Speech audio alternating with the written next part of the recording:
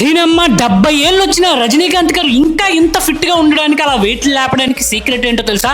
ఇచ్చుడు white food items அதை நான் வந்து அவாய்ட் பண்ணுறேன். சால்ட், ரைஸ், మైదా, పాల్.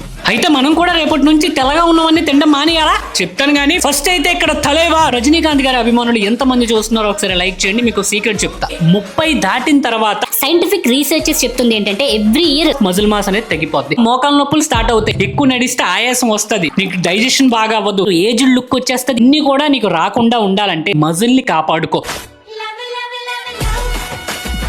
మీరు వెయిట్ ట్రైనింగ్ చేయడం వల్ల మీ మజిల్ యాక్టివేట్ అవుతుంది, ఎక్కువ కాలం బ్రతికే ఛాన్స్ ఉంటుందని సైన్స్ కూడా చెప్తుంది. మరి రజనీకాంత్ గారు తెల్లగా ఉన్నవని మానేశారు కదా, నేను మానేయాలంటే అవసరం లేదు భయ్. అంటే మనకి డైజెషన్ కెపాసిటీ అనేది తగ్గిపోతుంది ఏజ్ పెరిగాక, అందుకు ఆయన తెల్లగా ఉన్నవన్నీ స్కిప్ చేశారు. అంతేగాని మనం శుభ్రంగా వైట్ రైస్ తినొచ్చు, షుగర్ తినొచ్చు, మైదా తినొచ్చు, అన్ని తినొచ్చు, కాకపోతే లిమిట్ లో తినండి. అది కూడా ఎంత తినాలి, ఏం తినాలి అని ఒక సెపరేట్ కోచ్ ని హైర్ చేసుకో. నా హెల్ప్ ఏమైనా కావాలండి డైట్ లో అంటే మాత్రం మన వెబ్సైట్ గా ఇండిపెండెన్స్ డే ఆఫర్ కూడా ఉంది. ఇప్పుడు ఇవన్నీ మనకెందుకు బ్రో, తర్వాత ఎప్పుడైనా చూసుకుందాం అని అనుకుంటే మాత్రం ఒక్కటి గుర్తుపెట్టుకో, నీకు ప్రపంచంలో ఎన్ని సమస్యలైనా ఉండొచ్చు, కానీ ఒక్కసారి హెల్త్ ప్రాబ్లం వచ్చిందంటే అది ఒక్కటే నీ సమస్య అవుతుంది. నువ్వు ఆ స్టేజ్కి రాకుండా ఉండాలనే ప్రేమతో చెప్తున్నాను.